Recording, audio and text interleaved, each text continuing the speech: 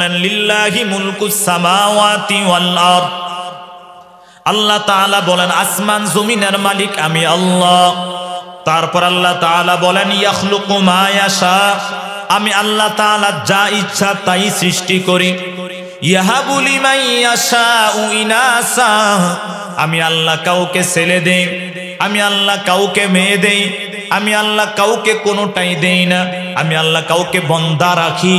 এই যে আল্লাহ তাআলা একটার পর একটা বলার পরে বলেন ইন্নাহু আলিমুন কদির, আমি আল্লাহ তাআলা শক্তিশালী। আগেও বললেন আসমান জমিনের মালিক আমি আল্লাহ, আমি শক্তিশালী। মাঝখানে বললেন সন্তানদের কথা, তারপরে আবার ফিনিশিং এ বললেন আমি আল্লাহ শক্তিশালী। আল্লাহ এটাই বুঝাইতে চান পৃথিবীর মানুষ রোবট তৈরি করবে, পৃথিবীর মানুষ বিকল্প সব কিছু বানাইতে পারবে, কিন্তু মানুষের ভিতরে রূহ দেওয়ার ক্ষমতা পৃথিবীর আজও নাই, কিয়ামত পর্যন্ত কারো হবে না। আল্লাহ তাআলা আসমানের কথা বলতে গিয়া বলেন ইয়াউমা নাতুইস সামাআ কাতাইস সিজিল্লি লিল কুতুব কামা বাদানা আউওয়ালা খালকিন নুঈদু ওয়া'দান আলাইনা ইন্না কুন্না ফাইলিন। আল্লাহ তাআলা বলেন কাগজের দফতরিরা যেমন কাগজের পৃষ্ঠাগুলোকে হাতের মুষ্টিময় করে নেয়, ঠিক তেমনি ভাবে কিয়ামতের আগ মুহূর্তে ইসরাফিলের সিংহা ফুৎকারে সাতটা আসমান আল্লাহ তাআলা তেমন করে হাতের মুষ্টিময় করে নিবেন। দূর থেকে মনে হয় আসমানের কোথাও আমাদের খুঁটি নাই। এই যে সামিয়ানাটাকে টাঙিয়ে রাখার জন্য অনেক পিলারের বাঁশের খাম্বার প্রয়োজন হয়েছে, কিন্তু বিশাল বড় আসমান আল্লাহ বানাইলেন বিগয়রি আমাদিন তারাউনাহা, কোথাও কোনো খুঁটি নেই, খাম্বাও নেই। কিন্তু আধ্যাত্মিক মুফাসসির যারা আছেন তারা বলেন আসমানেরও খুঁটি আছে, ওই খুঁটিটা দুনিয়ার কেউ দেখতে পায় না। কি সেই খুঁটির নাম? قال النبي صلى الله عليه وسلم لا تقوم الساعة حتى يقال في الأرض الله الله। পয়গম্বর আরবি বলেন ততক্ষণ পর্যন্ত আসমান ধ্বংস হবে না যতক্ষণ পর্যন্ত জমিনের উপর একজন নেককার মানুষ না থাকবে। তার মানে নেককার মানুষরাই হলো আসমানের খুঁটি। যেদিন নেককার মানুষ থাকবে না ওই দিন খুঁটিও থাকবে না। আলোচনা বুঝতেছেন? তো যেই দিন নেককার মানুষ থাকবে না আল্লাহ বলবেন আসমান আর আসমানের জায়গায় রাখবো না, জমিন আর জমিনের জায়গায় রাখবো না, পাহাড়গুলো তুলার ন্যায় উঠতে থাকবে। তারপর আল্লাহ তাআলা বলেন ওয়াইজাল কাওয়াকিবু তাসারাত, জমিনের আসমানের যে তারকারাজি আছে ওই তারকারাজি মানুষের পাশে ছিটকায়া পড়বে। কেমন করে বুঝাবার জন্য একটি উদাহরণ দিই। এই যে লাইটের আলোতে পোকামাকড় যেমন পরে মরে যায়, আবার 31 নাইটে আমাদের ছেলেগুলো যেমন করে আতশবাজি ফুটায়, ওই আতশবাজি যেমন চতুর্পার্শ্বে ছড়ায়া ছিটায়া পড়ে, ঠিক তেমনি ভাবে আসমানের তারকারাজিও ওই সময় ভেঙে ভেঙে মানুষের উপর পড়তে থাকবে। আমাদের হয়তো বা বিশ্বাস হয় না যে এত ছোট তারকা পড়লে কোনো সমস্যা নাই। ছোট্ট একটা উদাহরণ দিই। পৃথিবী থেকে 13 লক্ষ গুণ বড় যদি সূর্য হয়, ওই সূর্য থেকে আরো মিলিয়ন মিলিয়ন বড় হলো এক একটা তারকা। তারপর আল্লাহ তাআলা বলেন ওয়াইজাল বিহারু ফুজ্জিরাত, সমুদ্রের পানিগুলো শুকায়া যাবে। কেমন করে শুকায়া যাবে?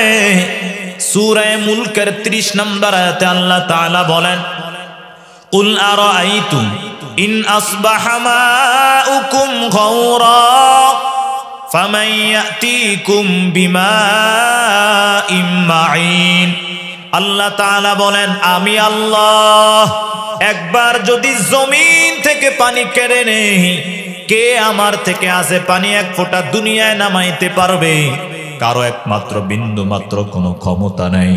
আল্লাহ কিভাবে জমিন থেকে পানি চুষে নিবেন বুঝাবার জন্য একটা ঘটনা বলি। এই যে কয়েক বছর পূর্বে ময়মনসিংহ হয়তো বা বগুড়া একটা অঞ্চলে এশারের সময় পুকুরের পানি দ্বারা ওযু করছে, ফজরের সময় গিয়া দেখি পুকুরের ভিতরে কোনো পানি নেই। কি পানিগুলো কোথায় গেল? রাত্রে বেলায় কোনো মেশিন দ্বারা পানিগুলোকে সরানো হয় নাই, সেচাও হয় নাই। পানিগুলো কোথায় চলে গেল? আল্লাহ তাআলা এগুলোকে জমিনের নিচে কেড়ে নিছেন। ঠিক তেমনি ভাবে আল্লাহ তাআলা যখন আসমান থেকে পানি না দেন, তখন আমরা বৃষ্টির নামাজ পড়ি, তওবার নামাজ পড়ি। এখন হয়তো আপনারা শীতে কাঁপতেছেন, কিন্তু আজ থেকে 6 মাস আগে বৃষ্টির জন্য আপনারা ঠিকই আবার নামাজ পড়ছেন। ঠিক নেই? তো এগুলো আল্লাহ তাআলার একমাত্র ক্ষমতা। ওয়া ইজাল বিহারু ফুজ্জিরাত। তারপর আল্লাহ তাআলা বলেন ওয়া ইজাল কুবুরু বুসিরাত। ইসরাফিল যখন সিংহা ফু দিবে, তখন মানুষ কবর থেকে উঠে দাঁড়াবে। ওই যে আমরা মানুষকে কবরস্থ করার সময় যে আয়াতটা দিল থেকে আমরা স্মরণ করে থাকি, মিনহা খলাকনাকুম ওয়া ফিহা নুঈদুকুম ওয়া মিনহা নুখরিজুকুম তারাতান উখরা। মিনহা মানে মিনাত তুরাব। আল্লাহ তাআলা আমাদেরকে মাটি থেকে বানাইছেন, আবার মাটি থেকে নিবেন, মাটির ভিতরে নিবেন। আবার ইসরাফিলের দ্বিতীয় তৃতীয় সিংহা ফুৎকার আবার মাটি থেকে বের করে হাসরের ময়দানের দিকে আমাদেরকে দাঁড় করাবেন। এবারে এই যে চিত্রগুলো যখন তিনি তুলে ধরলেন, আসমান ফেটে যাওয়া, তারকারাজি খসে খসে পড়া, তারপরে সমুদ্রের পানি শুকায়া যাওয়া, মৃত ব্যক্তিরা হাসরের ময়দানের দিকে দৌড়ানো, এই চিত্রগুলো যখন আপনারা শুনে যেমন আতঙ্কিত হয়ে গেছেন, মক্কার শুধু সাহাবীরা না, কাফেররাও আতঙ্কিত হয়ে বলতেছে, ইয়া মুহাম্মদ ইয়াসআলুনাকা আনিস সাআ, তুমি সত্য করে বলো কিয়ামত কবে হবে। কারণ তুমি যা বলো সবই সত্য হয়। একটা বিষয় এখানে খেয়াল রাখবেন, পয়েন্টগুলো মনে রাখলে ছোট্ট ছোট্ট কথাও আজীবন মনে থাকবে। এই যে দেখেন, কাফেররাও আতঙ্কিত হয়ে যাওয়ার কারণ হলো তারাও জানে নবীজি যা বলে সব সত্য বলে। এই কারণে তো ইসলামের সামাজিক কালচার একটা আয়াতের ভিতরে সীমাবদ্ধ। ওয়া তাম্মাত কালিমাতু রাব্বিকা সিদকাও ওয়া আদলা। ইসলামের সামাজিক যত কালচার আছে একটা আয়াতের ভিতরে সীমাবদ্ধতা হলো সিদক, সততা, ওয়া আদলা, ন্যায়পরায়ণতা। নবীজির সততা, ন্যায়পরায়ণতা এটা মক্কার ভিতরে নবুয়তের শুধু পরে নয়, নবুয়তের আগ থেকেই পরিচিতি লাভ করেছে। যার কারণে হিজরতের রাতেও তার কাছে আমানত ছিল কাফেরদের। হিজরতের রাতে এতটাই সততা, ন্যায়পরায়ণতা ছিল। এই সোয়াগাজীর পাশে মুসলমান খেয়াল করে শোনেন, বর্তমানে আমি মাওলানা হজের ব্যবসা করি, জমি ব্যবসা করি, আমার ভিতরে ফটকাবাজি আছে। আমি কবিরাজ, আমার ভিতরে ফটকাবাজি আছে। আপনি হাজী সাহেব নামাজ পড়তে পড়তে কালো দাগ পরায়া ফেলছেন, আপনার ভিতরে ফটকাবাজি, আপনার ভিতরে ইনসাফ নাই, আপনার ভিতরে আদালত নাই। কোনোভাবে মসজিদের কমিটির দায়িত্ব দিলে 2 বছর পর আপনি ভালোভাবে কেন হিসাব দিতে পারেন না বলেন? হয় না? এই কারণে 7 শ্রেণীর মানুষকে আরশে আজিমের নিচে ছায়া দিবেন। 1 নাম্বার ইমামুন আদিলুন, ন্যায়পরায়ণ। নামাজের কথা আল্লাহ বলে নাই, রোজার কথা আল্লাহ বলে নাই, হজের কথা আল্লাহ বলে নাই, ন্যায়পরায়ণ মানুষের কথা বলছেন। কারণ নামাজ সবাই পড়তে পারে আল্লাহ তৌফিক দিলে, নামাজ হজও সবাই করতে পারে।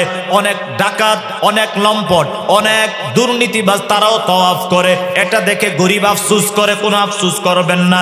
আবু জাহল হজ করতো, সবার হজ সবার নামাজ আল্লাহ কবুলও করে না। এই কারণে 1 নাম্বার এটা আগে হওয়া কঠিন, ইমামুন আদিলুন, ন্যায়পরায়ণ। তো নবীজি যা বলে সব সত্য হয়, এটা কাফেরদের অন্তরে ভয় ঢুকে গেছে। নবীজির কথাটা যদি বাস্তবই হয়, তাহলে তো আমরা দুনিয়ায় বেশি দিন থাকতে পারবো না। এবার পয়গম্বর আরবীর কাছে যখন তারা বলল কিয়ামত কবে হবে, আপনি একটু ডেটটা বলে দেন, সালটা বলে দেন। এবার নবীজি 5টা আঙ্গুল দাঁড় করাইছে। কয়টা? 1 নম্বরে বললেন সুবহানাল্লাহ ফি খামসিন লা ইয়ালামুহুন্না ইল্লাহু। শরীয়তের 5টা এমন জ্ঞান, যেই জ্ঞান পৃথিবীর কোন নবী রাসূলকে আল্লাহ দেন নাই। কোন নবী রাসূল কেউ না, ফিরিস্তাদের কেউ না।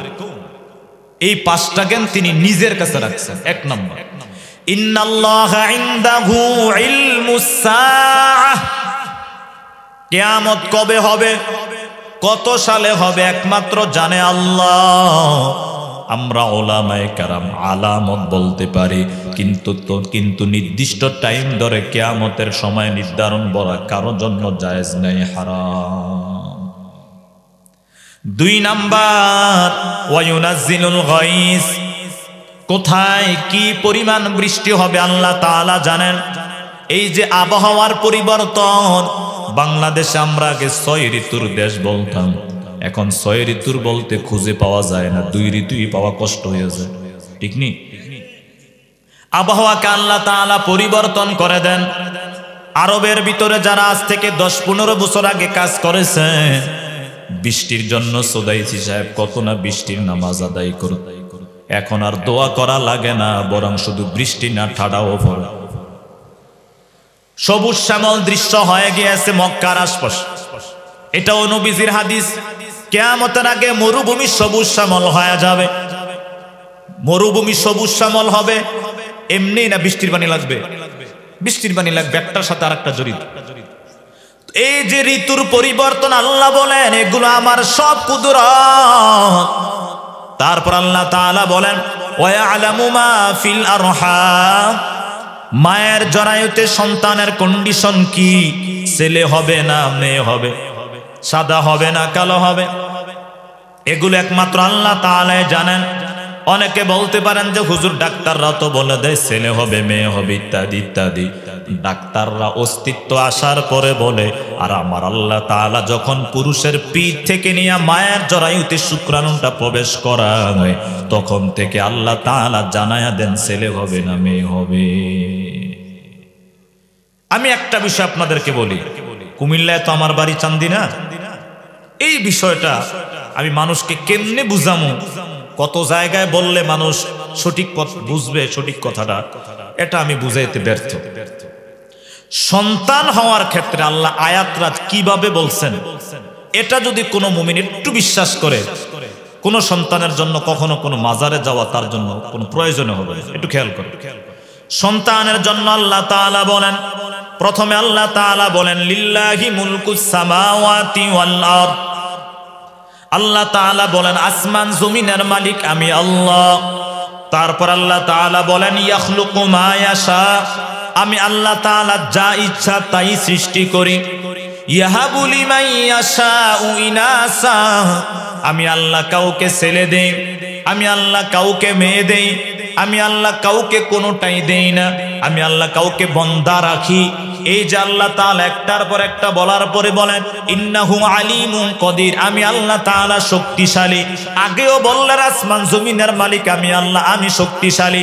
মাঝখানে বললেন সন্তানদের কথা, তারপরে আবার ফিনিশিং এ বললেন আমি আল্লাহ শক্তিশালী। আল্লাহ এটাই বুঝাইতে চান, পৃথিবীর মানুষ রোবট তৈরি করবে, পৃথিবীর মানুষ বিকল্প সব কিছু বানাইতে পারবে, কিন্তু মানুষের ভিতরে রূহ দেওয়ার ক্ষমতা পৃথিবীর আজও নাই, কিয়ামত পর্যন্ত কারো হবে না। এবার আসুন, এই কথাটা যদি মনে থাকে, আপনি 10 বছর বিবাহ করেছেন, সন্তান হয় না, এবার আপনি ব্যর্থ হইয়া আপনি কবিরাজের কাছে গেলেন, মাজারে গেলেন, গিয়া সন্তান চাইলেন। এ ভাই, মাজারওয়ালারা যদি সন্তান দেওয়ার মালিক হইতো, প্রোডাকশন ছাড়া বাংলাদেশের হিজড়াদেরও সন্তান থাকতো। Common sense.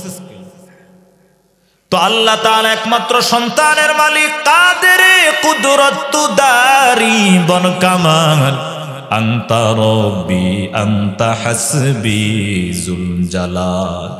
এই কারণে ধৈর্য ধারণের কথা বলতেছি। ইব্রাহিম নবী যদি 80 থেকে 82 বছর তিনি ধৈর্য ধারণ করতে পারেন সন্তানের জন্য, ও মা ও বাবা আপনার কষ্টটা আমি বুঝি, দয়া করে শিরকের পথ অবলম্বন করবেন না, ধৈর্য ধারণ করেন, রোজা রাখেন, দান করতে থাকেন, আল্লাহ অবশ্যই আপনাকে নেককার সন্তানের সুসংবাদ দিবে।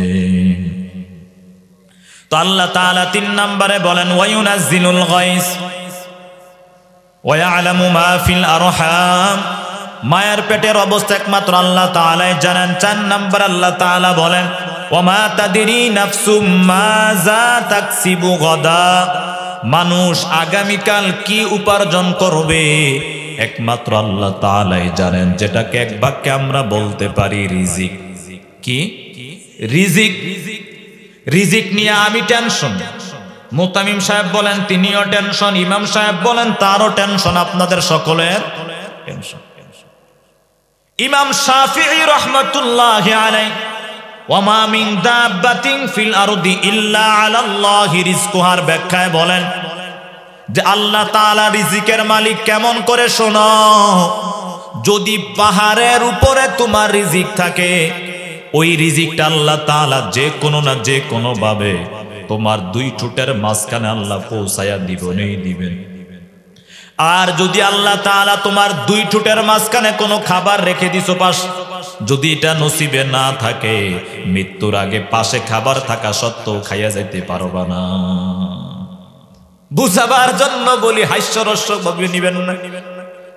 5 আগস্ট 10টার সময় সুন্দরভাবে খাবারের আয়োজন, এখানে সম্পূর্ণ প্রশাসনের লোকেরা আসবে, আরামসে দুমসে মুস্তি করবে, তারপরে টাকার বান্ডিল দেওয়া হবে, ক্ষমতা বসে যাবে। আল্লাহ বলে তোর এই জবান দ্বারা আমি দুপুরের খাবার ঢুকাবো না, দুপুরের খাবার গিয়া খাইবা দিল্লিতে। রিজিক এছাড়া তার আমার কাছে আর স্পষ্ট কোনো আর উদাহরণ নেই। কি সুন্দর আইটেম, বলে যে বেগুন ভাজা, কাঁঠাল লিয়া করবেন, রেসিপি করবেন, ওইটা করবেন, গাছ ফ্রিজে, ভালো ভালো গরু গোস্ত ফ্রিজে, সবচেয়ে কাউরান বাজার, বড় বড় যে বাজারগুলো থেকে তাজা বিষয়গুলো তাদের কাছে যাই, আর আমাদেরকে বলতো আমরা তেল ছাড়া খাই। ফালতু কথা আমরাও বিশ্বাস করি, মানুষ কিভাবে আমার বুঝে আসেন। এই বাঙালি সমাজ এতটুকু বলে নেই, আওয়ামী লীগ বুঝি না, বিএনপি বুঝি না। যদি আকল থাকে, যদি বুদ্ধি থাকে, সামনে কখনো কোন লম্পট, কোন দুর্নীতিবাজ, কোন স্বৈরাচারকে কখনো ভোট দিবেন না। খালাস। কিসের আমলে কিসের বিএনপি ভোট দিচ্ছে? লম্পট, বাটপার, চিটার, এরকম টাইপ যারাই বলবে সমাজের ভিতরে সমাজসেবক, থুতুমারি তোর সমাজসেবক। তো আল্লাহ তাআলা বলেন 4 নম্বরে ওয়া মা তাদরি নাফসুম মাযা তাকসিবু গাদা, মানুষ আগামীকাল কি খাবে, কি উপার্জন করবে একমাত্র আল্লাহ তাআলাই জানেন। যারা একটু ব্যবসায়িক লাইনে একটু হলেও বুঝেন, তারা বিষয়টা বুঝতে সহজ হবে। আমাদের বিদেশ থেকে যে বিদেশি ফলগুলো আসে, এখানে দেখবেন ইম্পোর্ট করা চায়না, কানাডা, ইতালি, এই যে ফলটা আপনার দেশে হয় না, এটা বিদেশ থেকে আসছে। যখন সর্বপ্রথম ওই কানাডার ওই ফল গাছের ভিতরে মুকুল আসছে, তখন আল্লাহ তাআলা আপনার নামটা লিখে দিছে, এই ফলটা অমুক জায়গার অমুক ব্যক্তি খাবে। এ ফেরেশতারা যতক্ষণ না পর্যন্ত তার জবানে না যাবে, ততক্ষণ পর্যন্ত এটাকে তুমি হেফাজত করতে থাকো। এর থেকে বড় আর থিওরি কি হতে পারে? আল্লাহ তাআলা রিজিকের মডেল বানাইছেন পাখিদেরকে। قال النبي صلى الله عليه وسلم لو أنكم تتوكلون على الله حق توكله لرزقكم كما يرزق الطير تغدو خماصا وتروح بطانا। পয়গম্বর আরবি বলেন, তোমরা যদি পাখির মতো আল্লাহর উপর ভরসা করার মতো করতে পারো, পাখিরা সকাল বেলায় মুয়াজ্জিনের কণ্ঠে হাইয়া আলাস সালাহ হাইয়া আলাল ফালাহ বলার পরপরই ফজরের পরে যখন আপনারা নামাজ পড়ে বের হন, বিভিন্ন গাছগাছালি থেকে পাখিরা বাসা থেকে বের হয় না, বের হয়। বের হওয়ার পরে তারা কোন জায়গায় যায় তারা নিজেরাও জানে না, কোনো গন্তব্য নেই, গন্তব্যহীন ডানা মেলে উঠতেছে। আবার সন্ধ্যার সময় যখন আসে, পেট পরিপূর্ণ করে আসে। নবীজি বলেন, আমি আল্লাহ তাআলা যদি তার চাকরি ছাড়া, ব্যবসা বাণিজ্য ছাড়া তাকে খাওয়াইতে পারি, এ বনি আদম, আমার উপর চেষ্টা করে তুমি তোমার মতো চেষ্টা চালায়া যাও, আমি আল্লাহ তাআলাও তোমাকে পাখিকে জমিনের নিচে এবং সমুদ্রের ভিতরে যাদেরকে আমি রিজিক দেই, তাদের থেকে উত্তম রিজিক আমি আল্লাহ তোমাদেরকে দিব। আমরা সবাই এক পাক্ষিক করি, দুই পক্ষ করি না। অনেকে শুধু দোয়া করে চেষ্টা করে না, অনেকে চেষ্টা করে দোয়া করে। এ রিক্সাওয়ালা ভাই, ভ্যান চালক ভাই নামাজ পড়তে যান না, হুজুর টিপটা মেরে খেপটা মেরে, কারণ এতক্ষণ বসা ছিল, যখন আজান দিছে তখনই তার 150-200 টাকার একটা টিপ আসছে। এখন তার কাছে ওই টিপটা কি মূল্যবান, নামাজ এটাই পরীক্ষা। আপনি দেখবেন দোকান খুলছেন 10টা বাজে, জোহরের আজানটা দিছি, তখন কাস্টমারের ভিড়। আপনি তো ভাবতেছেন আল্লাহ আমার দিকে তাকাইছে একটু মনে হয়, এটা যে আল্লাহ আপনার কাছ থেকে পরীক্ষা নিতেছে। আপনি যদি বলতেন শাটার বন্ধ করলাম, আজান হয়ে গেছে, নামাজের পরে আসো, পাইলে পাইলাম, না পাইলে নাই, আল্লাহ তাআলা দেখা যায় তো যদিও 500 টাকা লাভ করতে পারেন নাই, আল্লাহ তাআলা আপনাকে 5 লক্ষ টাকার বরকত দিতে পারতেন। কিন্তু এই ক্ষেত্রে আইসা আমরা ধরা খাইছি। তো আল্লাহ তাআলা বলেন ওয়ামা তাদরি নাফসুম মাযা তাকসিবু গাদা, মানুষ আগামীকাল কি উপার্জন করবে একমাত্র আল্লাহ তাআলাই জানেন। তারপর আল্লাহ তাআলা বলেন ওয়ামা তাদরি নাফসুম বিআইয়ি আরদিন তামুত, মানুষ কোথায় মারা যাবে, কখন মারা যাবে একমাত্র আল্লাহ তাআলাই জানেন। মৃত্যুর কোনো নির্দিষ্ট আমাদের সকলের জন্ম নিবন্ধন আছে, মৃত্যু নিবন্ধন আছে, জন্ম তারিখ আছে, মৃত্যুর কথা আল্লাহ তাআলা বলে নাই। এখানে মৃত্যু সংশ্লিষ্ট কথাটা বলতে গিয়ে শুধু আপনাদেরকে এতটুকু বলি, পৃথিবীর ভিতরে কারো যদি রূহটা আটকায়া রাখা যাইতো, আবারও বলি পৃথিবীর ভিতরে কোন মানুষের রূহটাকে যদি আটকায়া রাখা যাইতো বিনিময়ের মাধ্যমে, তাহলে সমস্ত সাহাবীরা আল্লাহকে বলতেন আল্লাহ আমাদের রূহটা নিয়ে যাও, আমাদের নবীজিকে রেখে দাও। ঠিক নেই? তিনি যেহেতু 63 বছরে চলে গেছেন, এ মুরব্বী 63-র পরে 64 বছর আপনার জন্য বোনাস। নবীজির মতো ব্যক্তি 63-র ভিতরে তিনি মারা গেছেন, আপনি 64 আছেন, 70 আছেন, আর কত বাঁচতেছেন বলেন? তো আল্লাহ তাআলা এই যে 5টা জ্ঞানের কথা বললেন, 1 নাম্বারে হলো কিয়ামত কবে হবে, 2 নাম্বার আবহাওয়া, 3 নাম্বার হলো মায়ের পেটের কন্ডিশন, 4 নাম্বার হলো রিজিক, 5 নাম্বার হলো মৃত্যু কোথায় হবে। এই 5টা কথা স্পষ্ট বলে দিলেন। তারপরে কাফেররা যখন বলল ফাইনালি কিয়ামত কবে হবে এটা আমাদেরকে বলে দেন, এবার পয়গম্বর আরবি বলেন ইজা জুলজিলাতিল আরদু জিলজালাহা, যখন এই আসমান এই জমিন মহাকম্পনে প্রকম্পিত হবে তখন ফাইনালি কিয়ামত হবে। তাহলে আমরা এতক্ষণ এই সূরা জিলজালের শানে নুজুল জানলাম। এবার আসুন এই সূরা জিলজালের আরেকটা নাম তাফসীরের কিতাবে উল্লেখ করা হয়, এই সূরার নাম হলো সূরাতুন জামিআতুন। জামিয়া মানে একত্রিতকারী। আমরা বর্তমানে যদিও বাংলাদেশে যত প্রতিষ্ঠান আছে সব প্রতিষ্ঠানকে আমরা জামিয়া লেখ, জামিয়া উমক, জামিয়া তুমক। আসলে জামিয়ার অর্থ হলো বিশ্ববিদ্যালয়, যার কারণে বিদেশে যারা গেছেন সেখানে জামিয়া আজহার, জামিয়া মদিনা বিশ্ববিদ্যালয়, উম্মুল কোরা বিশ্ববিদ্যালয়, মানে অর্থাৎ বড় প্রতিষ্ঠান, হাটহাজারী, পটিয়া, এরকম উল্লেখযোগ্য প্রতিষ্ঠানগুলোকে সাধারণত কি বলা হয়? জামিয়া।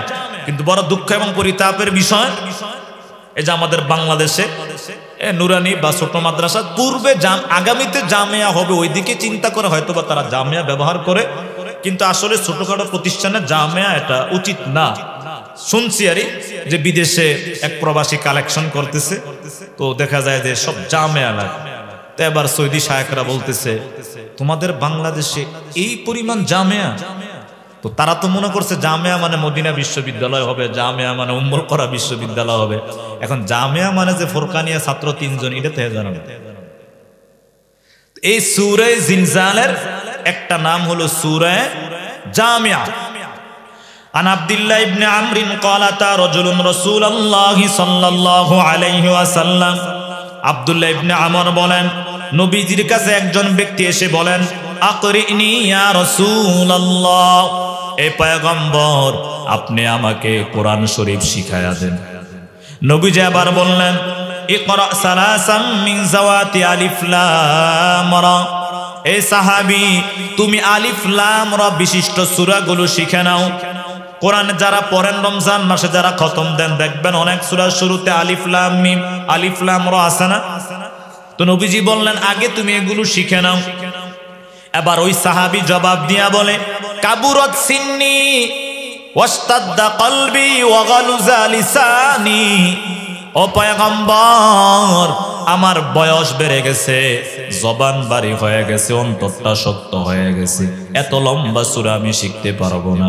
নবীজি আবার দ্বিতীয় অপশন দিলেন, ইকরা সালাসাম মিন যাওয়াতি হামিম, তুমি হামিম সূরাগুলো শিখে নাও। ওই সাহাবী একই কথা বলে, আমার বয়স বেড়ে গেছে, জবান ভারী হয়ে গেছে, অন্তরটা শক্ত হয়ে গেছে, আমি পারবো না। নবীজি আবার তৃতীয় অপশন দিলেন, মিনাল মুসাব্বিহাত, তুমি যদি বড় বড় সূরাগুলো না পড়ো তাহলে সাব্বাহা ইউসাব্বিহু যে সূরাগুলো আছে ওইগুলো শিখে নাও। তিনটা অপশন। প্রথম অপশন দিলেন আলিফ লাম রা, দ্বিতীয় অপশন দিলেন হামিম, তৃতীয় অপশন দিলেন সাব্বাহা ইউসাব্বিহু। এবার ওই সাহাবী বলে, কোনোটাই আমি পারবো না। তাহলে নবীজি বলেন, তাহলে পারবা কি?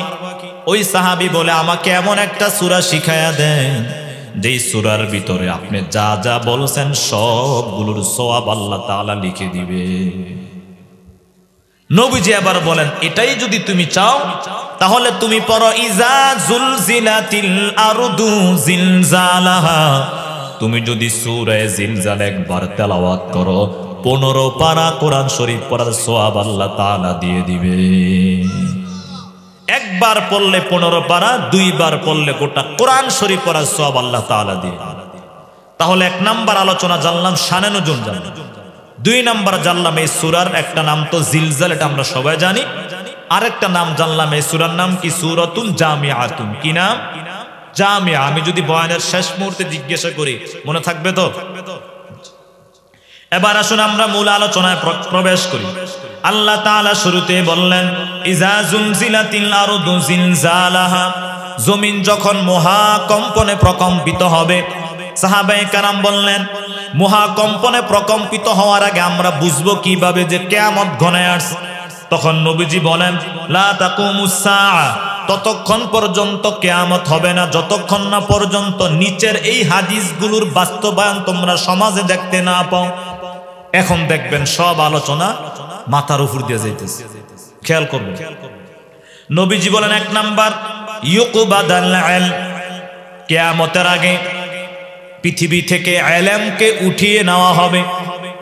সাহাবায়ে কেরাম প্রশ্ন করলেন, ইয়া রাসূলুল্লাহ, ইলমকে উঠিয়ে নেওয়ার মাধ্যম কি কোরআনকে উঠিয়ে নেওয়া হবে? হাদিসকে বলে না, বিকবদিল উলামা, আলেমদেরকে উঠিয়ে নেওয়ার মাধ্যমে ইলমকে উঠিয়ে নেওয়া হবে। এই যে মুফতি আমিনী 2012 সালে চলে গেল, 12 সালের 12 মাস 12ই ডিসেম্বর তিনি যে মৃত্যুবরণ করলেন, তার মতো ইমানি চেতনা, তার মতো মুহাক্কিক আলেম মুফতি আর নতুন করে পাওয়া কষ্টকর। হাটহাজারী জুনায়েদ বাবুনগরী, যিনি গোটা বাংলাদেশে ওই সময় সবচেয়ে বড় হাফেজ ছিলেন এবং হাদিস বিশারদ ছিলেন, আরবির ভিতরে তার মাহারত ছিল অনেক বেশি। এই যে তিনি চলে গেলেন, তার প্রজন্ম এটা তার সিনা থেকে পায় নাই। আল্লাহর নবীজি বলেন, আল্লাহ তাআলা ইলমকে এমনি উঠায়া নিবেন না, আলেমদেরকে উঠায়া নেওয়ার মাধ্যমে ইলমকে উঠায়া নিবেন। এই কারণে তো জ্ঞানীরা বলেন, যেই সমাজে আলেমদেরকে মূল্যায়ন করা হয় না, ওই সমাজে পরবর্তীতে জ্ঞানী মানুষ তৈরি হয় না। এই বাঙালি মুসলমান, আমরা কত না নির্যাতন করলাম আলেমদের উপর। এখন না আমরা সুন্দরভাবে কথা বলতেছি, ডানে ভয় লাগে না, বামে ভয় লাগে না। আরে সিসি ক্যামেরার মতো এমনি বইয়া থাকতো, মুখে দাড়ি নাই, মুখ দ্বারা আসে বিড়ির গন্ধ। আইসা আমাদেরকে বলতো, হুজুর রাজনীতির কথা বলবেন না, এই নিয়ে কথা বলবেন, ওই নিয়ে কথা বলবেন। এরকম বেয়াদব ছিল না পূর্বে? শুধু তাই নয়, শুধুমাত্র ভাস্কর্যের বিরুদ্ধে কথা বলার কারণে কত আলেমদেরকে, প্রায় 2000 আলেমদেরকে জেলবন্দি করা হয়েছিল। এমন এমন অত্যাচার, হাতের ভিতরে চাবুক দ্বারা আঘাত করা হয়েছে। জীবন্ত মানুষ, সুস্থ মানুষ। আমি যদি আপনি মশার কামড় সহ্য করতে পারেন না, এখন যদি আমি আপনার হাতের উপর চাবুক দ্বারা আঘাত করি, আপনার কেমন লাগবে বলেন? এর থেকেও মারাত্মক মারাত্মক শাস্তি তাদেরকে দেওয়া হয়েছে। আমরা 2013 সাল থেকে বদদুয়া করেছিলাম, আল্লাহ মাতা নাসরুল্লাহ, কবে আমাদের সাহায্য আসবে? আল্লাহ তাআলা আমাদের দোয়াটা কবুল করেছেন 25-24 সালে। সব সময় সব দোয়া তৎক্ষণাৎ কবুল হয় না। সূরা লাহাব যেদিন নাজিল হয়েছে, তাব্বাত ইয়াদা আবি লাহাবিন ওয়া তাব, ওই সূরা লাহাব যেদিন নাজিল হয়েছে ওই দিন আবু লাহাব মারা যায় না, 12 বছর পরে মারা গেছে। কত বছর পর? তার মানে জালেমরা মনে করে আমার চেয়ারকে কেউ সরাইতে পারবে না। ডানে 100 পদ্ধতি, বামে 100 পদ্ধতি, পিছনে সামনে পদ্ধতি আছে, কেউ আমাকে নিষেধ করতে পারবে না, কেউ আমার থেকে চেয়ার সরাইতে পারবে না। আল্লাহ বলে তারমিহিম বিহিজারাতিম মিন সিজিল আবাবিল, যাকে যাকে আল্লাহ তাআলা বাচ্চাদের মতো স্টুডেন্টকে রাস্তায় নামায়া দিলেন, আল্লাহ তাআলা ওই বাদশা আব্রাহার মতো তাদেরকে ধ্বংস করে দিলেন। তো আল্লাহ নবীজি বলেন বিকবদিল উলামা, আলেমদেরকে উঠিয়ে নেওয়ার মাধ্যমে ইলমকে আল্লাহ তাআলা উঠায়া নিবেন। তারপরে নবীজি বলেন ওয়াতাকসুরাজ জালাজিল, কিয়ামতের আগে ঘন ঘন ভূমিকম্প হবে। সাহাবায়ে কেরাম বলেন ইয়া রাসূলুল্লাহ, ঘন ঘন যে ভূমিকম্প হবে, এই ভূমিকম্পগুলো কেন হবে? মানুষের বিভিন্ন অপরাধের কারণে না, এমনি। পয়গম্বর আরবি এক হাদিসে 15টা অপরাধের কথা বলছেন। যেই সমাজে, যেই দেশে, যেই এলাকায় এই অপরাধগুলো বেশি বেশি হবে, ওই সমাজে আসমান থেকে আল্লাহ তাআলা ঘন ঘন গজব নাজিল করবেন। এবার আসুন আমরা পয়েন্টে পয়েন্টে 15টা আলাপ শুনতে থাকি। 1 নম্বরে পয়গম্বর আরবি বলেন ইজা তুখিজাল ফাইউ দুওয়ালান, কিয়ামতের আগে মানুষ যখন রাষ্ট্রীয় সম্পদকে ব্যক্তিগত সম্পদ মনে করবে, তখন আল্লাহ তাআলা ওই সমাজের ভিতর আসমান থেকে গজব নাজিল করবেন। বর্তমানে ব্যক্তিগত রাষ্ট্রীয় সম্পদকে ব্যক্তিগত সম্পদ কিভাবে মনে করে, আমি কয়েকটি উদাহরণ দিই। 1 নাম্বার উদাহরণ দিই যেটা সহজে বোঝার জন্য। এই যে রাস্তাঘাটে আমরা অনেকে ইট বিছায়া যায়, কয়েকদিন পরে ডালাই দিবে, যারা ডালাই দিতে আসে এসে দেখে 200 ইট রাস্তার ভিতরে নেই। কোথায় গেল 200 ইট? এবার এসে দেখে পাশের ঘরের কৃষক ব্যক্তি বা সাধারণ মানুষ 200 ইট নিয়ে গরুর নিচে বিছায়। হয় না এরকম? অনেকে হয়তোবা বলতে পারেন যে হুজুর আপনি এই এত ছোট চুরির কথা বললেন, বড় চুরির কথা বলেন না, এগুলো নজরে পড়ে না, আমরা গরিব মানুষ 200 ইট না নিছি। শোনেন, এমন থিওরি তারা আবিষ্কার করেছিল, তোমরা বেশি বেশি প্রকল্প নাও হাতে আর বেশি বেশি খাত দেখাও, আমাদের দুর্নীতি করতে সহজ। চেয়ার থেকে বলা হতো বেশি বেশি প্রকল্প নাও, স্যাটেলাইট প্রকল্প, পদ্মা সেতুর প্রকল্প, অমুক তুমুকের প্রকল্প। উন্নয়ন কাকে বলে আমি আপনাদেরকে বলি। মানুষের মৌলিক যে 4টা অধিকার, 4টা অধিকার যদি কোনো এলাকায় নিশ্চিত করা যায়, আর যদি ওই সমাজে উঁচু উঁচু বিল্ডিং যদি নাও না থাকে, ওই রাষ্ট্র হলো উন্নত রাষ্ট্র। শিক্ষা, বস্ত্র, অন্ন, এগুলো যদি নিশ্চিত করা যায়, আমাদের শিক্ষা ব্যবস্থা নিয়ে আমি কথা বলবোই। দেখেন বর্তমানে খাবারের বিষয়টা দেখেন, দ্রব্যমূল্যে মানুষ কি করে, আগে 500 টাকা বাজার করলে মোটামুটি কয়েকদিন চলে যেত, আর এখন 500 টাকার বাজার করলে নজরেই পড়ে না, একবেলা 2 বেলা শেষ। কত মানুষ কুরবানি উপলক্ষ যে গরু গোশত খাইছে, মাস কি মাস চলে যায়, 750-800 টাকা দ্বারা গরু গোশত খাওয়ার মতো তৌফিক নেই। এটাই বাস্তব।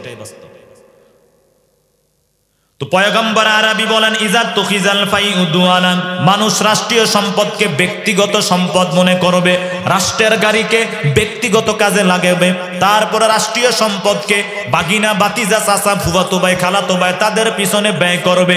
অথচ খলিফা ওমর ইবনুল আব্দুল আজিজ রাহমাতুল্লাহি আলাইহি তিনি বসে বসে তিনি রাষ্ট্রীয় একটি হিসাব করতেছেন।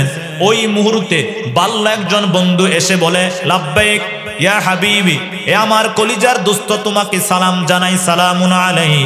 এই কথাটা বলার সাথে সাথে তিনি বাতিটা বন্ধ করে তারপরে তিনি আলাদা ব্যক্তিগত একটা বাতি জ্বালাইলেন। বন্ধু এবার বলতেছে, এতক্ষণ রাষ্ট্রীয় বাতি জ্বালাইছ, এখন কেন তুমি আলাদা করে আরেকটা বাতি জ্বালাইলা? কারণটা কি? ওমর ইবনুল আব্দুল আজিজ ডাক দিয়া বলে, এতক্ষণ আমি রাষ্ট্রীয় কাজ আমি গ্রহণ করেছি, হিসাব করছি, যার কারণে রাষ্ট্রীয় বাতি ব্যবহার করছি। তুমি আমার রাষ্ট্রীয় বন্ধু না, তুমি আমার ব্যক্তিগত বন্ধু, যার কারণে ব্যক্তিগত বাতি জ্বালাইছি। এই ছিল তাদের জবাবদিহিতা। কোথায় গেল সেই সোনালী শাসন? এগুলো এখন সব কল্পনার ভিতরে আছে। ওমর রাদিয়াল্লাহু তাআলা তিনি ঘুরে ঘুরে মদিনায় মানুষের খোঁজখবর নিতেন। একবার ঘুরতে ঘুরতে গিয়া দেখে মহিলা, তিনি গরম পানি শুধু গরম করতেছে, আর পাশে বাচ্চারা কেঁদে কেঁদে তারপরে বিছানায় ঘুমায়া গেছে। ওমর ইবনুল খাত্তাব রাদিয়াল্লাহু তাআলা এই দৃশ্যটা দেখার পর সাথে সাথে তিনি বাইতুল মালে চলে গেলেন। যাওয়ার পরে নিজে আটার বস্তা বোঝাই করে তারপরে তার বাড়িতে পৌঁছায় দিছে। ওই মহিলা এবার বলতেছে, আজকে যদি তোমার জায়গায়, যদি উমরের জায়গায় যদি তুমি প্রেসিডেন্ট হইতে বহুত ভালো হইত। তিনি চিনতে পারে নাই। এবার ওমর ইবনুল খাত্তাব বলে, এ বুড়ি মা, আপনি আমাকে ক্ষমা করে দিবেন। আজকে যদি আমি আপনার মুখে খাবার না পৌঁছায়া দিতাম, কাল কিয়ামতের ময়দানে আপনার নালিশে আমাকে জাহান্নামে নেওয়ার জন্য যথেষ্ট হয়ে যাইত। এই ছিল তাদের শাসন ব্যবস্থা। তো পয়গম্বর আরবি বলেন, ইজা তুখিজাল ফাইউ দুআলা ওয়াল আমানাতু মাগনামা। কিয়ামতের আগে মানুষ আমানতকে গনিমত, আমানতের খেয়ানত বাড়ায়া দিবে।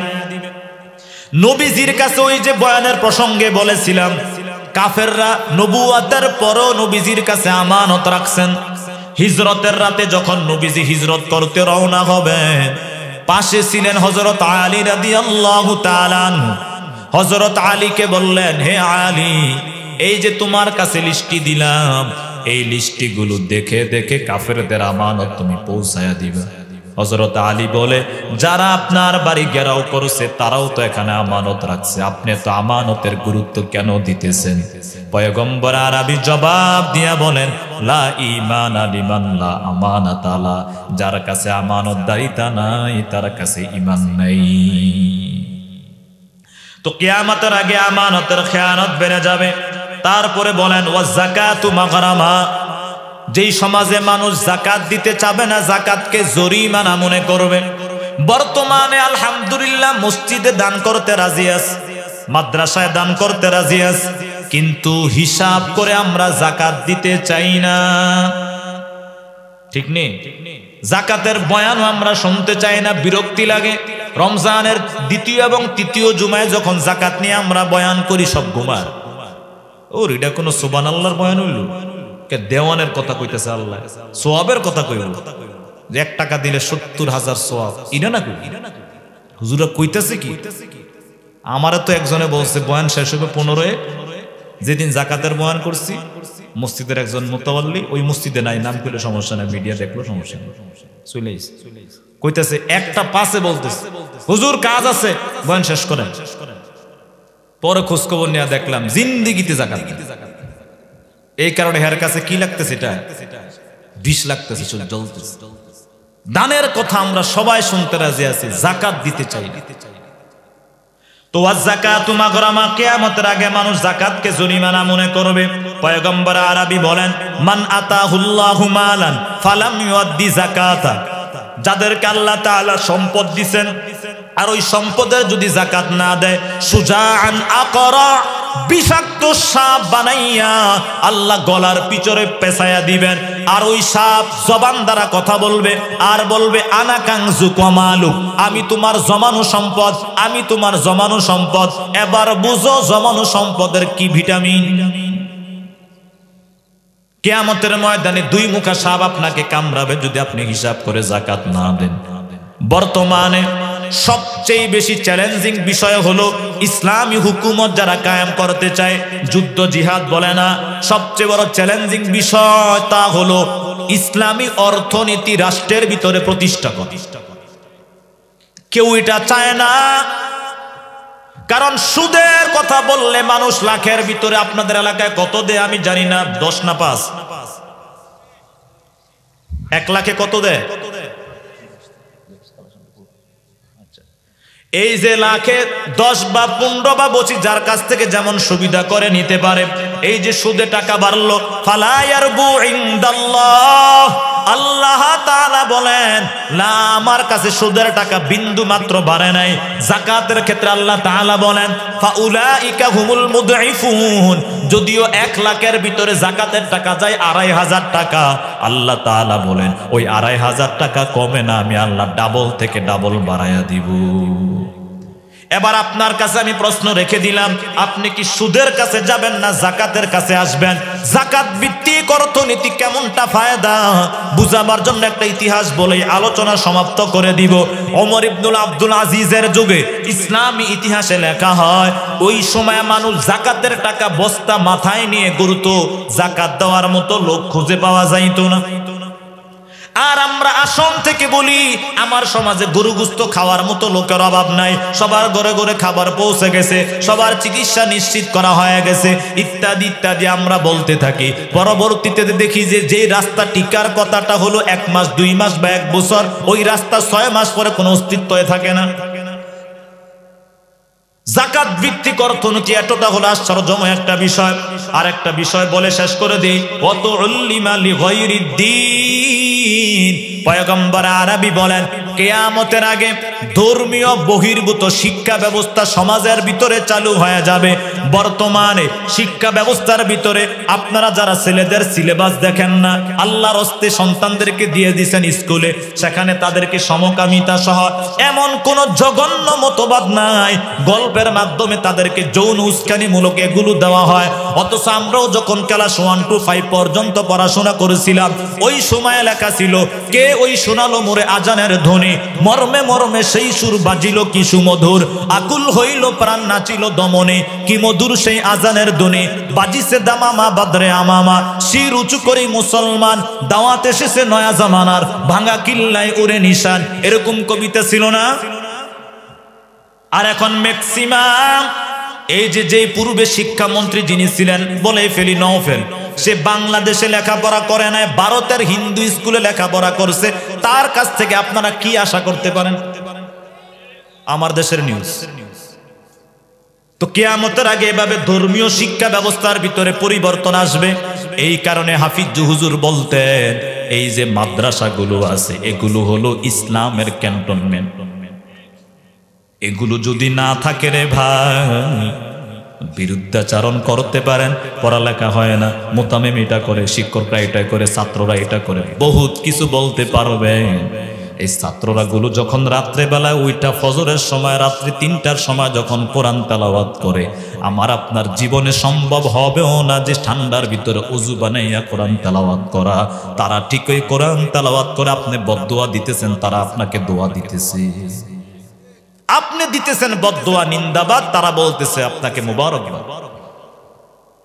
এই কারণে বাদশাহ যুলকারনাইন তিনি চমৎকার একটি কথা বলেছেন, গোটা পৃথিবী শাসন করে আমি এটাই শিক্ষা নিছি যে আমার পূর্বের শাসকও খালি হাতে গেছে, আমিও খালি হাতে যাব। এই কারণে তার আশপাশের লোকদেরকে বলছেন, আমাকে দাফন দেওয়ার আগে গোটা শহরটাকে 2টা হাত বের করে ঘুরাইবা। আমি মানুষকে এটাই শিক্ষা দিতে চাই, দেখ আমার সব কিছু ছিল, আমি জালেম ছিলাম না, কিন্তু তারপরও আমার ঘর বাড়ি আমার সাথে কবরে যাইতেছে না, খালি হাতে যাইতেছে। পয়গম্বর আরবি বলেন, ইজা মাতাল ইনসান ইনকাতা আনহু আমালু, মানুষ যখন মারা যায় সাথে সাথে তার থেকে সব বিদায় হয়ে যায়, শুধুমাত্র কবরে 3টা জিনিসের সওয়াব যায়। এক হাদিসের ভিতরে, এক সাদকাতুন জারিয়া, চলমান দান। দান করি আমরা অনেক জায়গায়, কিন্তু কোন দানের কোয়ালিটিটা কি এটা আমরা অনেকে জানি না। যেমন আপনি এমন জায়গায় ইনভেস্ট করলেন, ধরেন একটা মসজিদ, সেখানে আপনি বললেন যে আমি 1 টাইলস পরিমাণ বা 1 জায়নামাজ পরিমাণ আমি জায়গা দিলাম বা টাকা দিলাম, ওই জায়গায় যত মানুষ নামাজ পড়বে তত মানুষের সওয়াব আপনি কবরে পাবেন। এবার আসুন, মসজিদ থেকেও গুরুত্বপূর্ণ একটা মাদ্রাসার পিছনে, মাদ্রাসার ছাত্রের পিছনে ইনভেস্ট করা। কিভাবে? আপনি মসজিদ বানাইলেন, ধরেন মডেল মসজিদ 500, 1000 বা 5000। ঘটনাক্রমে আপনি ইমাম নিয়োগ দিতে গিয়া আপনি এখানে দিলেন যাদের চাটুকারগিরি করার অভ্যাস আছে, কোরআন তেলাওয়াত অশুদ্ধ, আপনি তাদেরকে আপনি দায়িত্ব দিয়ে দিলেন। এখন আপনার মসজিদ অনেক উন্নত, টিভি চ্যানেলে আপনার মসজিদের জুমার বক্তব্য প্রচার করা হয়, ঘটনাক্রমে ইমামের তেলাওয়াত অশুদ্ধ, এই চাকচিক্যের কোনো ভ্যালু আছে? নেই। এই কারণে মসজিদ টাইলস করা যতটুকু না গুরুত্বপূর্ণ, তার থেকে বেশি গুরুত্বপূর্ণ একজন আলেম তৈরি করা। কারণ আলেমকে যদি আপনি আলেমের মতো তৈরি করতে পারেন, এক আলেমেই গোটা জাতির জাগরণ করতে পারেন।